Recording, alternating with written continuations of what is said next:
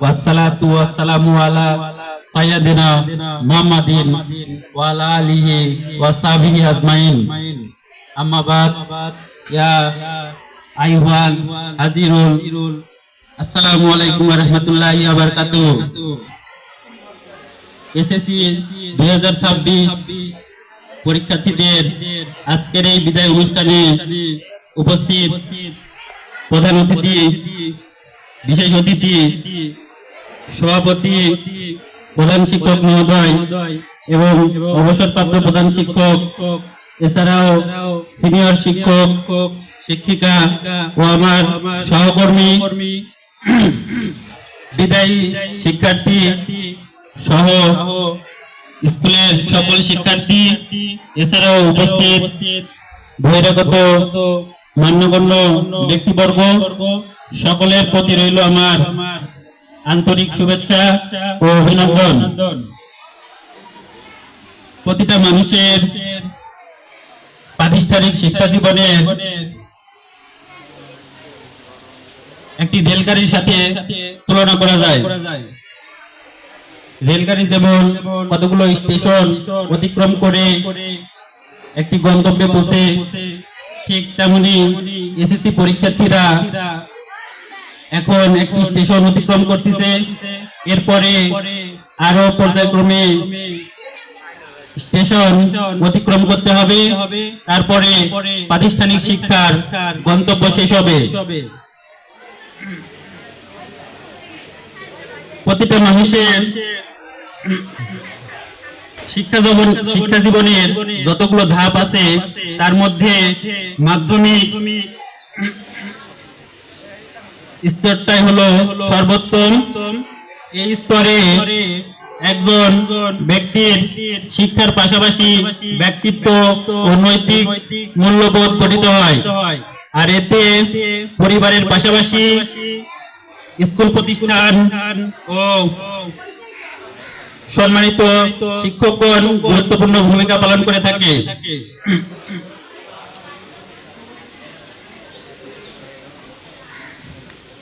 সকল ধর্মে পিতামাতার পাশাপাশি শিক্ষকদের যথাযথ মর্যাদা ও গুরুত্বের কথা উল্লেখ করা রয়েছে।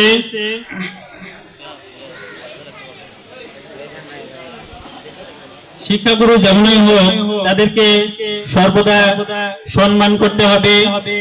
যদি কেউ এটা না মানে তাহলে তার এই দুনিয়াতে সফল হওয়া কঠিন হয়ে পড়বে এবং পরকালেও তার জবাবদিহি করতে হবে।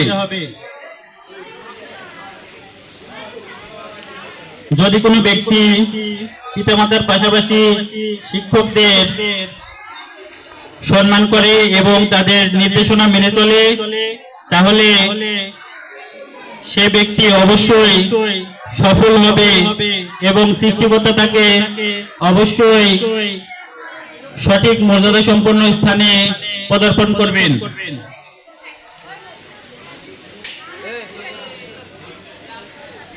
তাই তো কবি কাজী কাদের নওয়াজ রচিত শিক্ষাগুরুর মর্যাদা কবিতায় উঠে এসেছে, একজন বাদশা দেখলেন যে তার ছেলে একটি শিক্ষকের পায়ে পানি ঢেলে দিচ্ছে আর শিক্ষক পা পরিষ্কার করতেছে।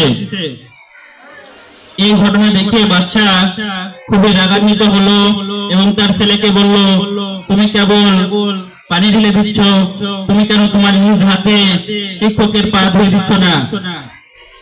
এ থেকে বোঝাতে চেয়েছেন তিনি যে শিক্ষকের মর্যাদা একজন বাদশার থেকেও উত্তম।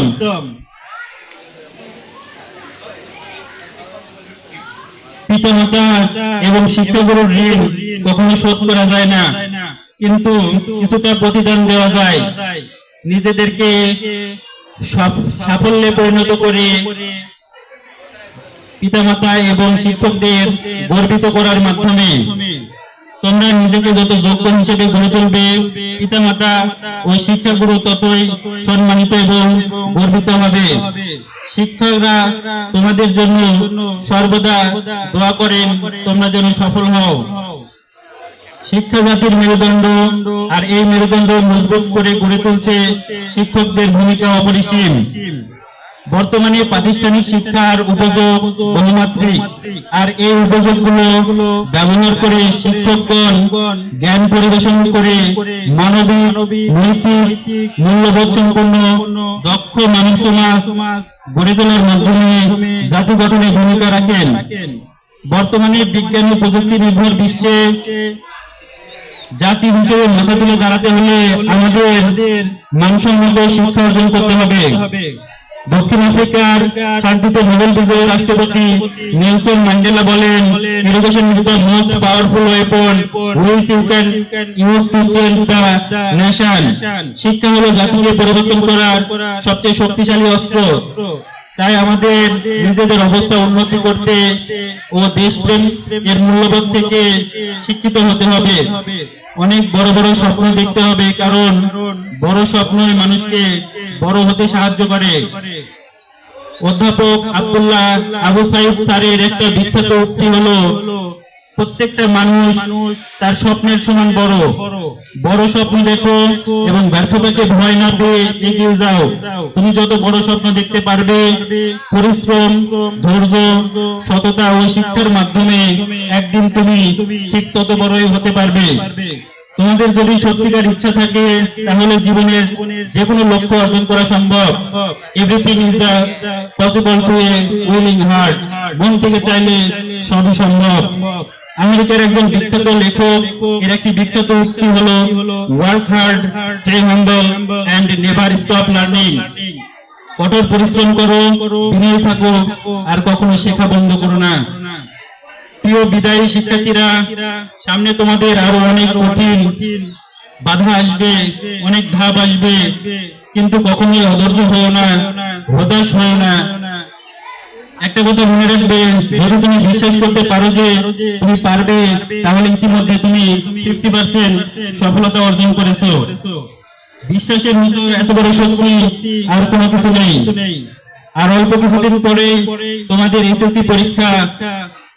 এই পরীক্ষা নিয়ে তোমরা অযথাই ভয় পাবে না, নিয়মিত পড়াশোনা করবে। আত্মবিশ্বাস এবং আল্লাহর উপরে ভরসা থাকলে তোমরা অবশ্যই ভালো ফলাফল অর্জন করতে পারবে ইনশাআল্লাহ।